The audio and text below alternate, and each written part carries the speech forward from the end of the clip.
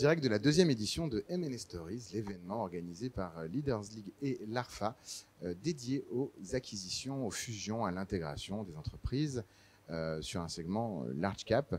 J'ai le plaisir d'accueillir sur le plateau pour cette première interview celles et ceux qui viennent de parler pour la plénière d'ouverture sur une thématique ô combien d'actualité, antitrust, contrôle des investissements étrangers dans le cadre d'opérations de fusion-acquisition. Où en sommes-nous? Alors, j'accueille tout d'abord Anne Toupenet-Schuller et Karl Ebde-Sévelinge. Bonjour à tous les deux. Bonjour. Vous êtes associé corporate M&A au sein de Jantet, cabinet ô combien reconnu. Vous traitez au quotidien d'opérations de fusion-acquisition, de dossiers en private equity. Vous connaissez bien la thématique et vous nous apporterez un éclairage sur ces aspects, évidemment, dans le cadre des deals. Étienne Chantrel, bonjour. Bonjour. Vous étiez chef du service concentration au sein de l'autorité de la concurrence jusqu'à il y a peu. Finalement, il y a quoi? Il y a 2 mois. Il y a 2 mois. Et vous êtes aujourd'hui associé au sein d'Eight Advisory pour porter cette nouvelle offre. Vous êtes également économiste. Et donc, on a hâte de voir effectivement ce que vous allez pouvoir apporter de l'autre côté de la barrière. Et merci infiniment d'être avec nous. On sera ravis d'avoir votre retour du côté institutionnel / conseil. Alors, vous avez fait cette plénière d'ouverture à l'instant. Vous avez parlé pendant 1 heure. Concentration, contrôle des investissements étrangers. Ça vient, même si c'est pour évidemment de bonnes raisons, mais ça vient pas forcément simplifier les deals. Or, on voit que le marché du M&A au global, notamment mid to large, n'est pas forcément. On est dans une période, dans un autre cycle, peut-être qu'il y a 2 ans, on va le dire comme ça, sur le financement, sur le fait d'aligner l'offre et la demande, les prix évidemment. Et il y a ces sujets ô combien importants qui s'ajoutent à tout cela. Alors peut-être une première question, Anne. Quel est ce que vous souhaitiez en tant qu'experte, en tant qu'avocate qui fait des deals quotidiennement, qu'est-ce que vous souhaitiez partager avec ce public de directeurs, directrices M&A? Eh bien, à vrai dire, 2 choses. La première, c'est d'insister sur le fait que c'est une tendance globale. C'est un sujet que l'on connaît depuis très longtemps en France, mais il y a une multiplication des régimes parmi de très nombreux pays occidentaux et un renforcement de la réglementation. Donc c'est vraiment une réglementation que l'on retrouve dans de nombreux pays. Donc certes, les investisseurs étrangers qui viennent en France et qui investissent dans des activités sensibles doivent faire face à cette réglementation-là. C'est le sujet souveraineté. Exactement, pour des sujets de souveraineté stratégique et de défense des intérêts nationaux. Donc c'est une tendance globale, premier point. Et le deuxième point, c'est surtout le message qui était très important, c'est l'anticipation. Parce qu'en effet, et vous l'avez rappelé, il y a un ralentissement des opérations parce que c'est un sujet qui prend du temps. On l'a dit, il faut compter environ à peu près 4 mois si on est sur une société dans laquelle notre client investisseur souhaite investir dans une activité sensible. Si ensuite toute la procédure phase 1 et phase 2, on peut aller jusqu'à 4 mois. Donc il y a un sujet. 4 mois, on parle de une fois que le dossier est complet, ça prend 4 mois d'études, ou on parle de 4 mois end-to-end? Exactement. C'est une fois que le dossier est considéré par la Direction générale du Trésor comme complet, potentiellement on a 4 mois, phase 1 plus phase 2. Et il y a tout le travail en amont, dès le début de l'opération, lors de l'audit, pour savoir si la réglementation s'applique ou non, parce qu'il faut le rappeler, il y a 3 critères d'application. Le premier critère, c'est est-ce que l'investisseur est étranger, donc l'origine de l'investisseur. Le deuxième critère, c'est en fonction de l'opération. Toutes les opérations, selon leur structure, ne tombent pas dans le champ de cette réglementation. Et il y a le troisième critère, qui est le critère qui nous prend généralement le plus de temps, à savoir est-ce que l'activité au cas particulier est sensible. Une fois qu'on a mené cette analyse, qu'on a beaucoup échangé avec notre client, mais aussi la partie en face, parce que c'est un travail à 4 mains, acquéreur et vendeur. Le vendeur connaît bien mieux la société qu'il vend, évidemment, que notre client acquéreur. Une fois qu'on a monté tout le dossier, parce qu'il y a énormément d'informations et de documents à fournir à la Direction générale du Trésor, ce n'est qu'à ce moment-là que les fameux 4 mois débutent. C'est un terrain de jeu où acheteurs et vendeurs se retrouvent pour faire accepter ce dossier. On peut ne pas être d'accord sur l'ensemble d'une gap, d'une sold, d'un prix ou de ce que vous voulez, mais par contre, c'est un terrain là où on co-construit dès le début.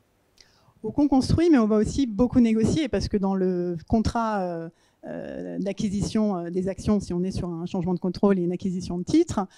On va insérer une fameuse clause, une condition suspensive, et on va batailler selon que l'on soit côté acquéreur ou côté vendeur pour savoir si est-ce que l'acquéreur va accepter toutes les obligations et toutes les conditions que l'État français va exiger ou pas, ou est-ce qu'au contraire on va se réserver la possibilité de renégocier le deal et les termes et conditions de l'opération si les fameuses conditions bouleversent l'économie de l'opération.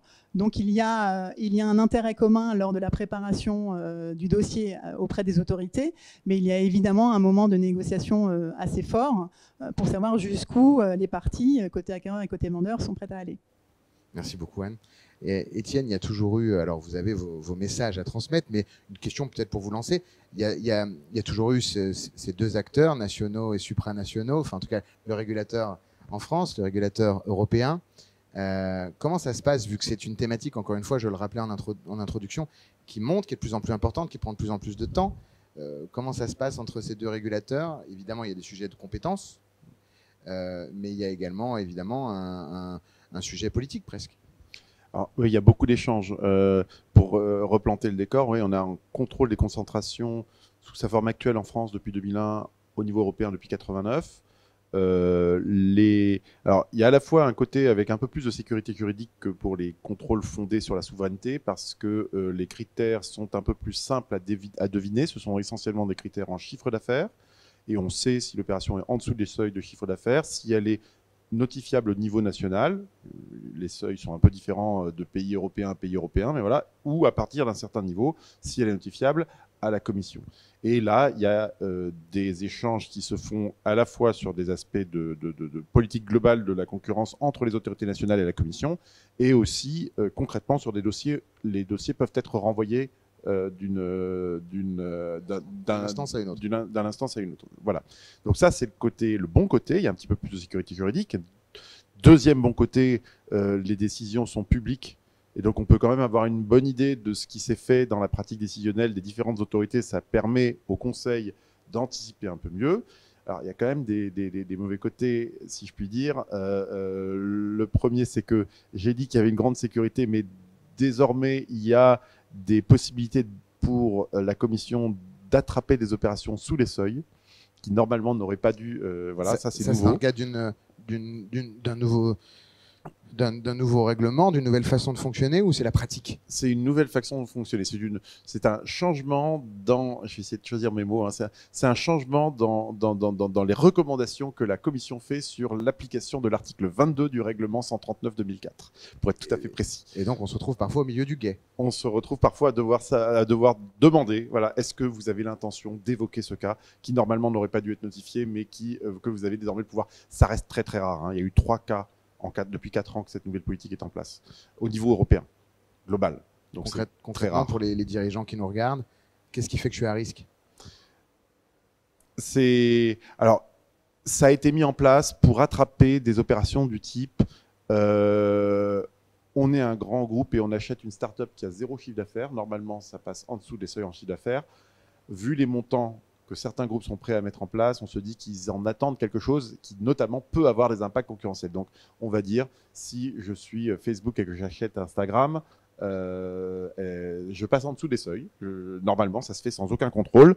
Et on a estimé au niveau européen collectivement qu'il y avait peut-être là un petit sujet et qu'il fallait avoir un outil pour attraper ce type d'opération. Après, ça a été un peu étendu au-delà, pour être honnête. Et la deuxième petit facteur d'insécurité juridique, c'est que les délais peuvent être extrêmement variables selon la complexité du cas. C'est-à-dire qu'un cas simple, c'est quelques semaines. Le délai légal, c'est 5 semaines une fois que l'opération le dossier est considéré comme complet par l'autorité de la concurrence. Même genre, mais en vrai, on peut les suspendre. Voilà. Donc en fait, le délai, c'est quelques semaines pour une opération très simple, 6 à 9 mois pour une grosse opération complexe, et pour les opérations exceptionnellement complexes, Siemens Alstom, TF1 M6, là, on est sur 1 an et demi. Donc on est vraiment sur des sujets qui peuvent éventuellement il y a une grosse variabilité. Voilà. Et là-dessus, le maître mot, et honnêtement, j'aurais dit la même chose. Votre conseil en tant Voilà, qu'ancien mon patron du conseil, service concentration? j'aurais dit la même chose quand j'étais en responsabilité à l'autorité de la concurrence que ce que je dis maintenant que je m'occupe d'accompagner des entreprises chez Elite Advisory qui sont confrontées à ce genre de problématiques, c'est évidemment d'anticiper. Anticiper ça le plus tôt possible. Si possible, dans la décision stratégique, dans la procédure, parce que plus on s'y prend tôt et plus on intègre ces considérations en amont, et je crois que franchement ça s'applique à tous les contrôles, et mieux ça se passera par la suite. Il n'y a rien de pire que de se découvrir d'un coup tout ce qu'on aurait dû peut-être faire différemment et on se serait épargné bien les problèmes. Et juste un tout petit mot, je sais qu'on a le temps à côté, mais je rajoute que on a ajouté, parce qu'on aime bien ajouter les contrôles en Europe, on a ajouté l'an dernier un nouveau contrôle, c'est le contrôle des subventions étrangères. Pas les investissements étrangers, les subventions étrangères. Et donc là, ce sont des boîtes qui ont touché une subvention étrangère qui achètent une boîte en Europe. Des boîtes qui ont touché une subvention étrangère, ça ne veut pas dire des boîtes étrangères. Ça peut être Siemens, ça peut être Thales, ça peut être une boîte européenne qui a touché une subvention anti-Covid aux États-Unis, en Corée, que sais-je, et qui fait une acquisition en Europe. Et donc, il y a un nouveau contrôle qui a été mis en œuvre en septembre 2023. Donc, c'est assez récent et qui est fait par la Commission uniquement, là, et qui, lui aussi, est suspensif.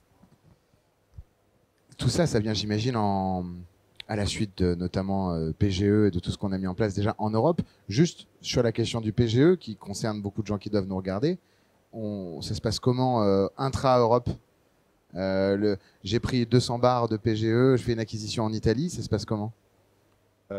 Alors, c'est pas contrôlé en subvention étrangère, parce que il faut que ce soit une subvention extra-européenne. Donc, si vous avez touché en revanche une subvention anti-Covid aux États-Unis, là oui. Donc PGE, pas de contrôle, ou alors c'est un autre contrôle? C'est un autre contrôle, c'est les aides d'État. Ok, state aids. Ouais. Merci Étienne. Karl, merci infiniment d'être avec nous également. On a parlé de ces délais, on a parlé de l'anticipation, mais le temps du M&A, le temps de la négo, c'est pas forcément le temps de l'institution. Comment on arrive à maintenir une tension dans le deal alors même qu'on peut avoir 1 an d'attente? Alors effectivement, le M&A veut aller vite et le M&A veut aussi garantir une confidentialité dans la transaction. Pour aller vite, il y a un outil qui est mis en place par la législation et qui permettrait à la cible de demander préalablement même à entrer en discussion sur une vente, une sorte de rescrit ou une confirmation qu'elle tombe sous le champ d'application ou pas de champ d'application de cette réglementation. En ce qui concerne la confidentialité, elle est dans les textes. Le ministère le respecte en principe, mais dans la réalité, plus l'opération est complexe, plus on a affaire à des interlocuteurs dans différents ministères. Il y a donc toujours un risque de leakage et qui peut faire barrage à une opération ou encore pire, à un hostile takeover, un tiers qui intervient soudainement, qui est peut-être pas appelé par le ministère, mais qui sent que faire une contre-offre par un Français, par exemple, pourrait l'emporter sur un étranger qui interviendrait. Il est évident que ça au hasard dans l'IT. Au hasard dans l'IT, comme nous voyons récemment, potentiellement dans la pharma aussi. Donc c'est des choses qui arrivent malheureusement et qui constituent un frein important à des investissements étrangers. Vous parliez de l'OPA hostile. C'est possible aujourd'hui l'OPA hostile avec tout ce qu'on vient de décrire? La vraie, celle qui va vite? Celle qui va vite n'est plus possible si elle est étrangère. Donc étrangère veut dire aussi européenne. Vous aviez peut-être évoqué un autre point sur scène. Vous parliez en préparant rapidement l'émission d'un point sur le FSA, SFA. Non, on parlait un instant de FSR, donc de l'impact que ça a sur les opérations, c'est-à-dire C'est Foreign Subsidy Regulations, c'est oui. le contrôle des subventions étrangères, le FSA. Donc un obstacle additionnel, une autorisation à demander en plus, une insécurité. Donc ça, c'est un impact sur nos opérations à nous. Il faut aussi s'imaginer qu'à un moment donné, on va devoir faire face, nos clients, sociétés françaises qui investissent dans d'autres pays tiers, la Chine, en Asie, en Amérique du Sud, vont probablement, le font déjà, il y a déjà des règles en vigueur, mais elles ne sont pas identiques aux nôtres. Donc il est évident qu'à un moment donné, la réciprocité va jouer. C'est-à-dire, les difficultés qu'on peut avoir pour ces investisseurs étrangers dans notre pays, c'est des difficultés auxquelles on sera exposé potentiellement dans leur pays. Donc on est en certainement avance. pas. On est en avance. C'est-à-dire que là, on se pose toujours la question, est-ce qu'on se flagelle pas trop, nous, en termes de régulation? C'est souvent quelque chose qu'on retrouve dans plein de débats, dans beaucoup de thématiques, dans l'écologie, dans plein de sujets. Est-ce que là, pour le coup, sur ce sujet-là, on est plus protectionniste, plus en avance, ou est-ce qu'on est un peu à la masse? La question, c'est qu'est-ce qu'on veut? Quelle est la priorité? Est-ce que c'est la souveraineté? Actuellement, c'est le cas. La souveraineté est un frein à la globalisation, Et à est l'attractivité. un frein aussi à la construction de champions européens qui ne seraient pas français, est un frein à la compétitivité à l'égard de la Chine et de l'Amérique.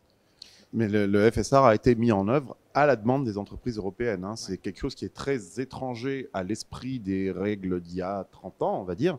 C'est objectivement quelque chose qui est assez protectionniste dans l'idée. Et oui, c'est quelque chose qui a été... cet obstacle supplémentaire, c'est vraiment une demande des entreprises étrangères, européennes, depuis des années. Sauf que ça risque assez rapidement de participer à un gel global de la liberté des capitaux. C'est incontestable. Là, on a peut-être tiré les premiers, mais on ne va pas être les seuls.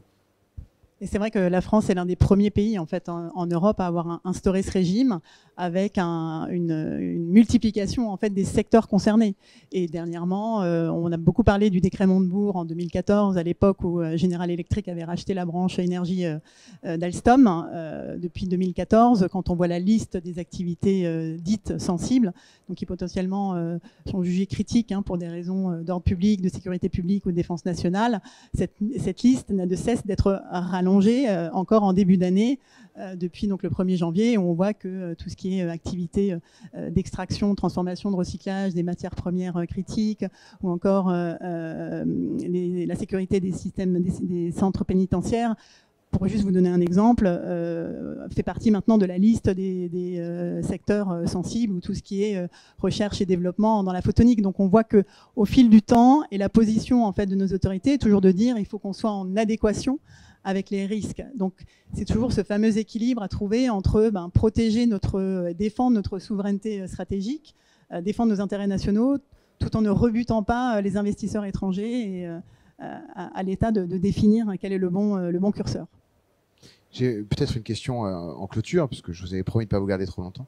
Qu'est-ce que ça dit de nos sociétés,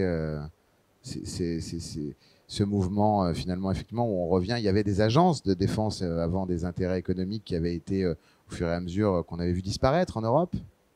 On revient, on tire les premiers. Je ne vous parle pas forcément d'un point de vue philosophique ou sociétal, puisque ce sont des sujets qui vous regardent, mais d'un point de vue business, on va où là dans 10 ans? C'est clairement un frein.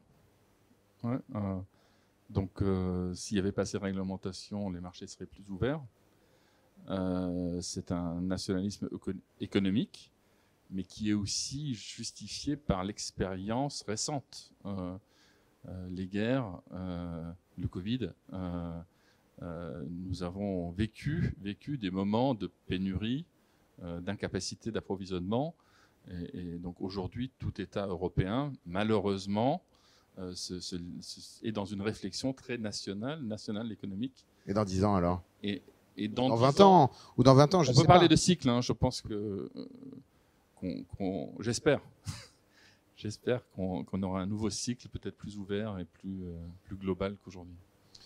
Donc, effectivement, il y a eu un changement, clairement, un changement de paradigme. C'est le côté de l'opinion un peu protectionniste, un peu nationaliste et de souveraineté industrielle qui se voit dans les contrôles du type IEF, contrôle des investissements étrangers, ou du type subvention étrangère, FSA. Ça s'est développé incontestablement en Europe ces dernières années. Donc moi, on peut comprendre l'objectif, mais il faut quand même être prêt à toujours se demander si l'instrument ne va pas au-delà de l'objectif. Et clairement, par exemple, le FSA, je pense que personne, en tout cas parmi ceux qui l'avaient réclamé, n'avait anticipé le monceau de paperasse que ça allait représenter, y compris pour des groupes européens. Les groupes européens pensaient que ça allait juste toucher les Chinois, mais pas du tout. On est dans 180 pays, on est concerné. Voilà, quand vous êtes une grande société européenne, vous avez forcément touché des subventions. C'est 50 millions d'euros le seuil de subvention. Donc c'est par pas pays beaucoup. ou global? Global. Ah ouais, donc on est tous Vous êtes concernés. vite Enfin, touché.